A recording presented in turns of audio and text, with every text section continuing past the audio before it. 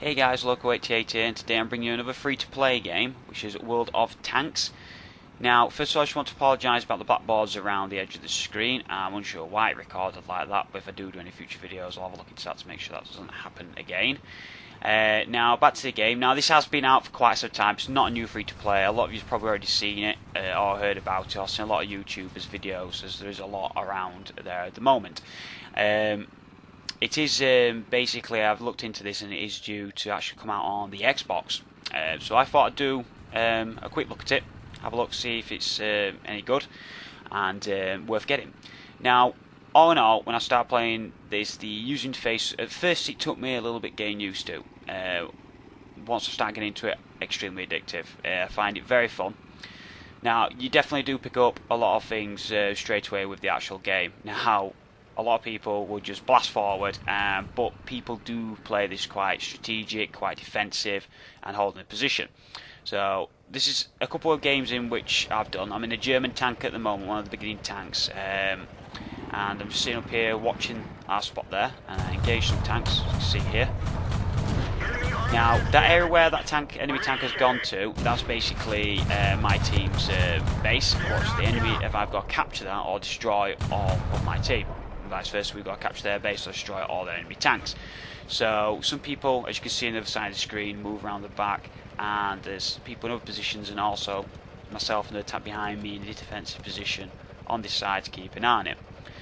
Now, there's numerous different kind of weapons, numerous different kind of upgrades, and I believe over 200 kind of vehicles you can get into the tanks, tank destroyers, etc., where you can actually unlock on the game. So there's a lot of possibilities for you to do. Now, for those of you who haven't played this game, but for example play War Thunder, it's a lot like War Thunder but Armoured Warfare. Obviously, there's the upgrade side of things. You get XP when you do your games. You get research points, so you can actually research new weapons, new armour. And then you can purchase slots where you can put in the new arm and you can have different tanks. But unlike War Thunder, where in the actual game you can use multiple tanks in, multiple planes in the session.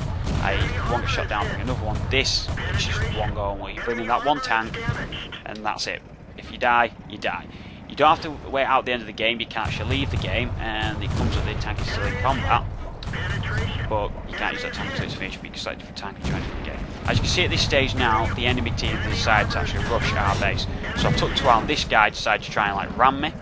So completely effectively took him out. You can have some high caliber guns, 37mm, etc., which shoot one shots, reload, more damage, or this rapid fire one, which I've got at the moment. It tends to help with the light arm at this moment in time. Rapid fire causes good damage and I get all rounds off, and I was literally just picking the kills off here, trying to defend that flag, taking damage. I could see my team was losing numbers, so I needed to take out as much enemy armour at this point as I could. As I was taking this tank out, though, I realised I was being attacked by this guy, and then you see, and that was me done for this round. Once the round's actually done, you can do spectate view, so you don't have to go straight back to, if you want to, you can keep an eye on the actual game set, pans out, see how much experience you get, and just do spectate mode. Now, as you can see, this is just a bit of the user interface I'm doing. You can see at the bottom different nations and the actual tanks. You get, on the left, you see the actual crew, and on the store, so there's all the different kind of tanks you can research. Once you've researched the different ones, you can actually buy the tanks, so you can get in currency. There is some which you can actually get for real currency when obviously you put money into it and you get like gold coins like you do on War Thunder. You get that kind of pointage on this as well, and you can purchase tanks that way. Myself, for free-to-play games, I don't like to do purchases. I did with War Thunder a little bit. I did purchase quite a few coins, but from this point forward, with being free-to-play, I want to use the free aspect of it. So this is just showing the actual upgrades individual tanks itself, so you can see all the different weapons, turrets, engines, tracks. Also at the end of that you get the next stage level of the armour, and then if you get a next stage armour you have the same upgrades again for the weapons, turrets, etc., and then the level up of the armour. So you can do things like that. But you can see on the top right hand side, which is the currency and experience, and that shows you points. It does, your main XP is same across all the board, which you can use on the upgrades. The actual research side of things is for individual tanks itself. Now you can see when you actually do to purchase this tank, you can get a crew as well, and the effectiveness of them in terms of percentage wise. A lot of this I might not be 100% clear on or fully understand it. I'm very new to it myself. I'm still actually learning. It is taking me a little while to get into the different aspects of it, the different features. But there is quite a lot to do. It's certainly going to keep you busy. Like I said, it's very addictive.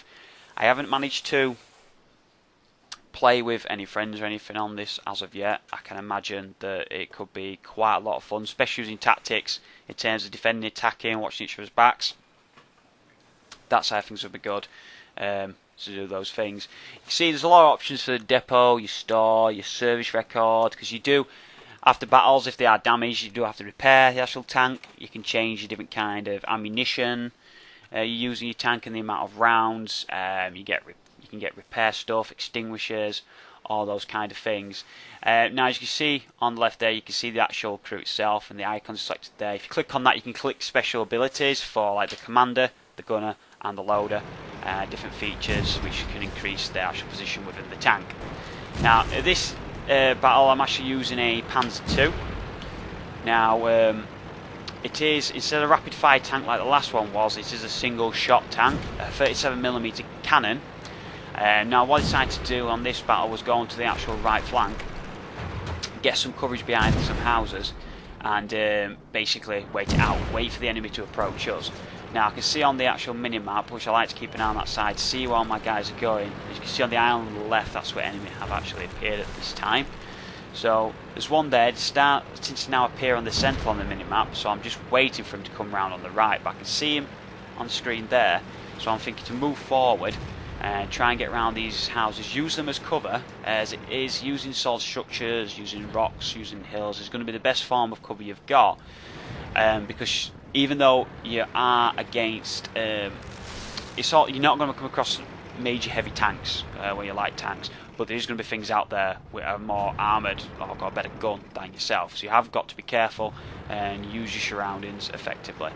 Now that is in consideration, you'll see in a moment as I do come across a vehicle, and you will see that I fire everything I've got at it, but the armour is just too thick on it, and sometimes the actual rounds just bounce off it. You should be able to see here as I shoot it, nothing actually happened, and these things can't actually penetrate myself. So that is certain factors you've got to take on board. It is a very strategic game. It's very enjoyable. I would recommend downloading and giving it a try. I'm surprised myself I'm not actually giving it a try up to this point, but it's certainly a lot of fun. I'll leave a link in the description and any information I feel that I've missed out what's important, and I'll let you watch the rest of the video. Hope you enjoy.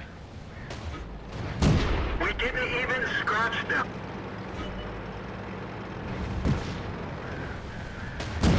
That one didn't go through. We didn't even scratch them. That one didn't go through. Enemy vehicle destroyed. Track hit. The commander is hurt. He can't focus.